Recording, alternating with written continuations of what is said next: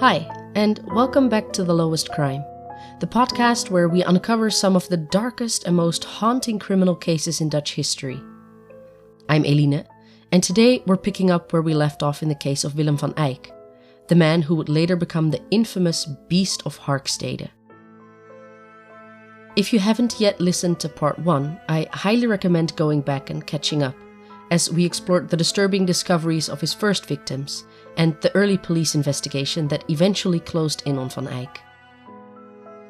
In today's episode, we'll dive deeper into Willem's arrest and trial, and how he managed to continue his killings even after his arrest. As always, please note that this episode contains graphic details, including discussions of violence, sexual assault and murder, so listener discretion is advised. And as always, I try my very best to bring you all the known facts, but I am just an amateur podcast creator, so there is always a chance of me making a mistake. Let's do a quick recap from the last episode. We began with the shocking discovery of Willem van Eijk's first known victim, 15-year-old Cora Mantel, who was found in a ditch after hitchhiking home. The investigation struggled for leads, and years passed before another body turned up, that of 44-year-old nurse Aaltje van der Plaat, murdered in an even more grotesque manner. As police struggled to connect the crimes, Willem, a troubled local figure with a violent reputation, started to come into focus as a prime suspect. The investigation built up slowly, with Van Eijk under surveillance as police dug deeper into his dark past and violent tendencies. They had circumstantial evidence, but no solid proof, until a tense interrogation broke him down. After hours of relentless questioning, Willem finally cracked, and chilling details of his crimes began to emerge. After finally catching him and getting him to confess, it was time for justice to be served. And that is where we will pick it up today. So, without further ado, let's dive into part 2 of the story of Willem van Eijk, otherwise known as the Beast of Harkstede. By the time Willem van Eijk's trial began in 1975, he had already become a symbol of fear throughout the Netherlands. His lack of remorse was evident as he sat quietly while the prosecution detailed the brutal murders of Cora Mantel and Aaltje van der Plaat. Psychiatric evaluations during the trial revealed that Willem had a long history of violent fantasies that began in childhood and escalated over time, culminating in the gruesome killings. Although he was labeled as deeply disturbed, he was found criminally responsible and sentenced to 18 years in prison, with a requirement for psychiatric treatment under TBS, ter beschikkingstelling, a Dutch measure for individuals considered mentally unfit or dangerous due to the high chance of reoffending. Willem was sent to the Van Mesdag Clinic in Groningen, a facility known for housing some of the country's most dangerous offenders. Despite the mandatory therapy sessions, Willem refused to participate, showing zero interest in rehabilitation. The clinic's doctors quickly realized that his violent tendencies were too deep-seated for conventional treatment, making his case one of the most challenging in the clinic's history. I am not sure how this was possible, but in 1980, during his time in the clinic, Willem placed a personal ad in the local newspaper, describing him as a 38-year-old man seeking to meet a woman. He mentions that having children was not a problem, which resonated with Adrie, a divorced mother of 5. Initially, Adrie did not know she was corresponding with a convicted murderer. She believed she was communicating with a lonely man seeking companionship. The two exchanged letters for some time, and their connection grew, despite the warnings she would soon receive. The staff of the Van Mesdag Clinic eventually contacted Adrie to inform her of Willem's background, revealing that he was incarcerated for the murders of 2 women. They strongly cautioned her about the risks of pursuing a relationship with such a dangerous individual. But Adrie was the type of woman that didn't let anybody dictate what she could and couldn't do. So she continued to visit Willem, convinced that he deserved a second chance and that her love would help him change. Their relationship progressed, and in 1982 Willem and Adrie married in a modest ceremony at the Van Mesdag Clinic. The marriage was seen by some psychiatrists as a potentially stabilizing factor in Willem's life, which could assist in his reintegration into society. However, other staff members remained skeptical, citing his continued refusal to engage in therapy as a major concern. Despite these doubts, Willem's marriage to Adrie was later considered as a major factor for his early release. In 1990, after serving 15 of his 18-year sentence, Willem was released from the Van Mestdag clinic. His early release was permitted under Dutch law, which allowed for conditional freedom after serving most of the sentence, even if the offender showed no signs of rehabilitation. His marriage to Adrie was seen as a sign of stability, contributing to the decision to release him, albeit under the condition that he continued his outpatient psychiatric treatment. However, there was little oversight to ensure that he adhered to this requirement, and taking into account his previous refusal to participate in therapy within the clinic, there was little to no hope he would actually follow up. Following his release, Willem and Adrie moved to a farmhouse in the village of Harkstede, near Groningen. Adrie, still convinced that he was a changed man, supported him and they settled into their new life. However, within a few years, women, particularly sex workers in Groningen, began to go missing.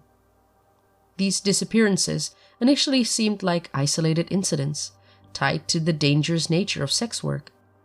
But the discovery of bodies revealed a pattern that echoed Willem's previous crimes. The first major incident occurred in November 1993, when the body of 23-year-old Michelle Fatol was found strangled in a ditch near Zuidhoorn. The manner of her death bore a striking resemblance to the killings Willem had committed years earlier. But somehow the connection was not made. Another body surfaced a year later, in December 1994.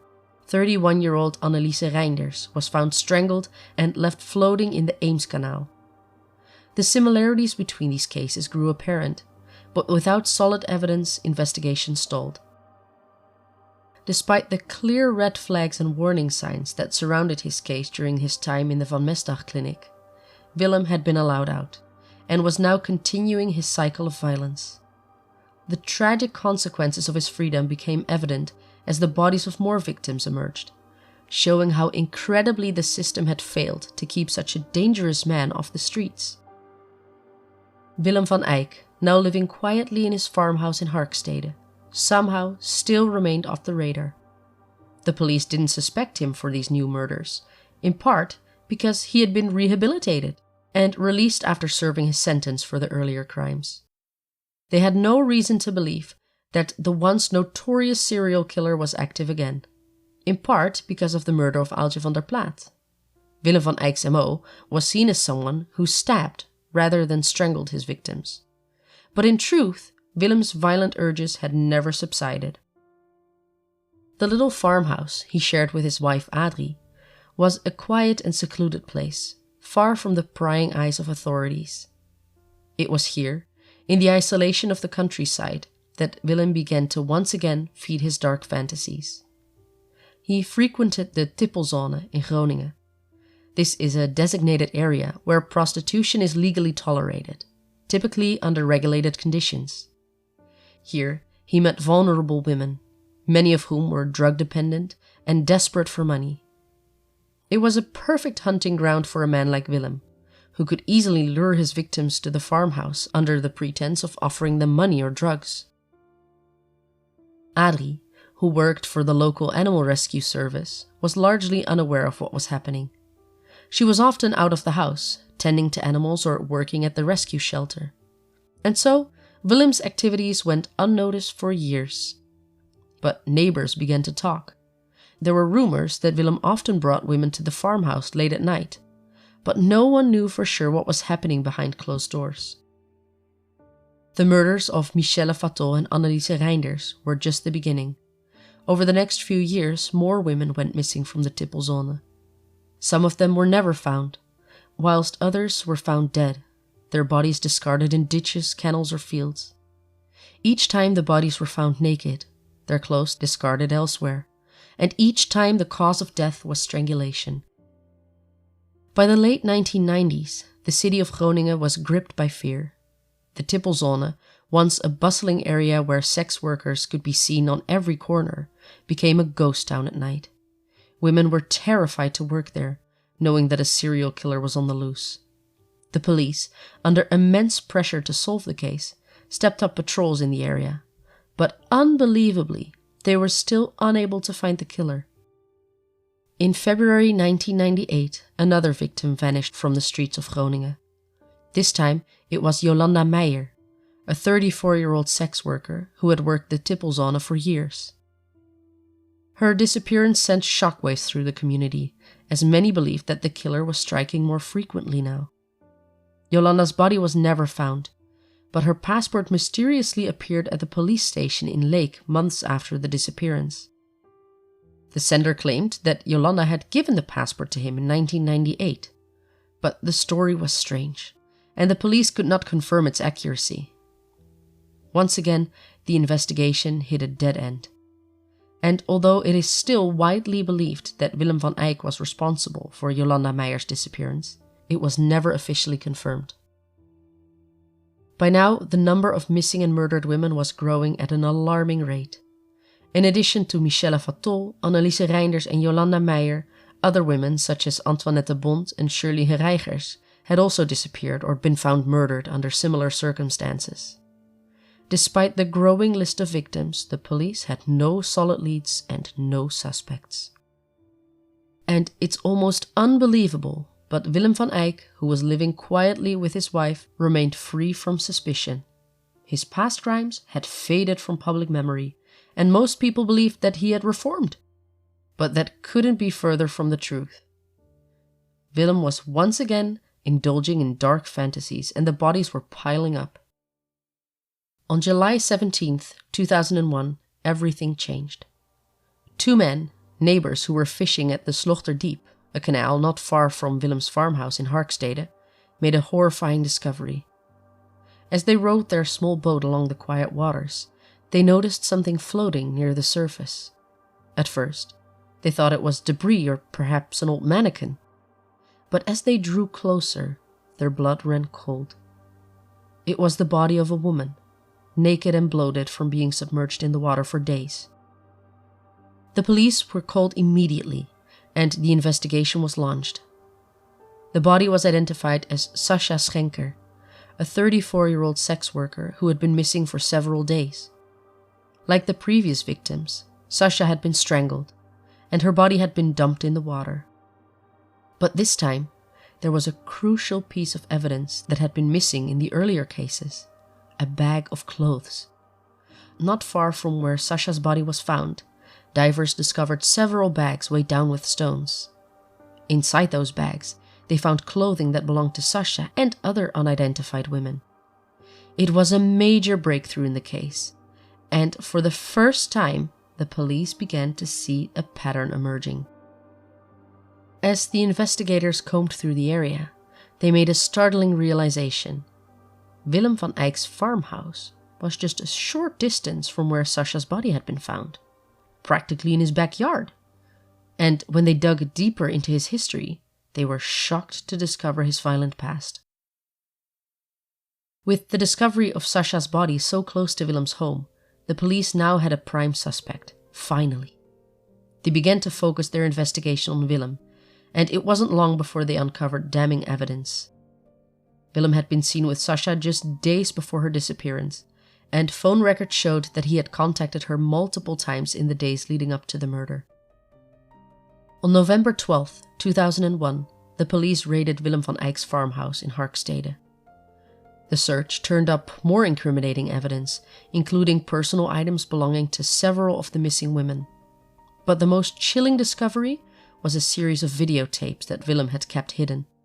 On these tapes were recordings of violent, sadistic pornography, including scenes of women being bound, tortured, and mutilated.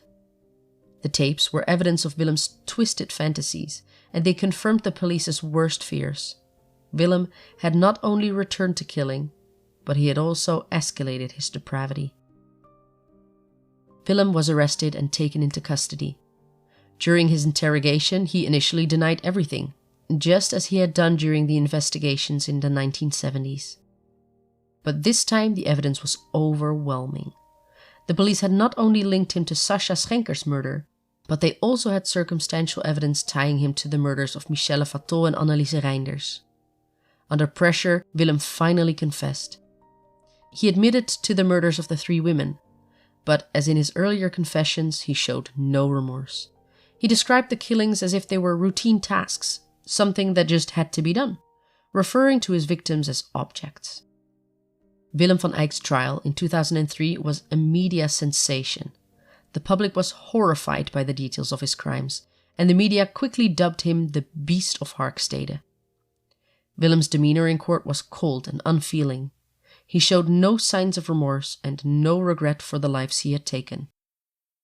The prosecution painted a damning picture of a man who had spent his entire life harboring dark, violent fantasies, a man who had acted on those urges repeatedly. They detailed his history of violence, starting with the murders of Cora Mantel and Aaltje van der Plaat in the 1970s, and ending with the brutal murders of Sascha Schenker, Michelle Fatto and Anneliese Reinders. Psychiatrists testified that Willem was a psychopath, incapable of empathy or remorse. He had refused treatment for years, and there was no hope of rehabilitation. He was, in their words, a danger to society, someone who should never be released again. The defense argued that Willem's crimes were impulsive acts, the result of deep-seated psychological trauma from his childhood. They claimed that part of his disturbed psyche was due to his mother dressing him up in girls' clothing as a child. This because she had always wanted a girl. They claimed that he was not fully in control of his actions, and that he should be sentenced to a psychiatric facility rather than prison. But the judge was unmoved. Willem's lack of remorse and the brutality of his crimes left no doubt in their mind that he was a cold-blooded killer, and that if he would be released again, he would just continue his cycle of violence. Willem van Eijk was sentenced to life in prison without the possibility of parole. It was a rare sentence in the Netherlands, but one that was fully justified given the severity of his crimes. Willem van Eijk spent the last years of his life in a high-security prison in Vught, known for housing some of the most dangerous criminals in the Netherlands. He continued to show no remorse for his actions, and he spent most of his time in isolation. In June 2019, at the age of 77, Willem died in his cell under mysterious circumstances. The cause of death was never publicly disclosed, but it is believed that he died of natural causes. Even after his death, the legacy of Willem van Eyk's crimes continued to haunt the people of the Netherlands. His farmhouse in Harkstede, long abandoned after his arrest, became a symbol of horror for the local community. In 2016, the farmhouse was demolished as part of a redevelopment project, but the memories of what had happened there still linger. The families of Willem's victims never fully recovered from the trauma of losing their loved ones in such a brutal way. For many of them, justice was served, but the scars of Willem's reign of terror would never truly heal. Especially because many felt like this could have been prevented had the Van Mesdag-Clinic more accurately assessed how dangerous Van Eijk really was, and if the police had only done a better job recognizing that a convicted killer was living close to where all the victims were disappearing. To this day, Willem van Eijk remains one of the most infamous serial killers in Dutch history. His ability to evade capture for so many years, combined with the sheer brutality of his crimes, makes him a figure of both fear and fascination. This case serves as a grim reminder of what can happen when the wrong person is let back out on the streets. And with that, we conclude part 2 of the story of Willem van Eijk. Thank you all so much for listening. Be sure to subscribe and leave a review. And don't forget to follow The Lowest Crime on Instagram to find all images related to the case. I'd love to hear what you thought of this episode, and so feel free to message me, also for any tips and tricks. I look forward to seeing you in the next one.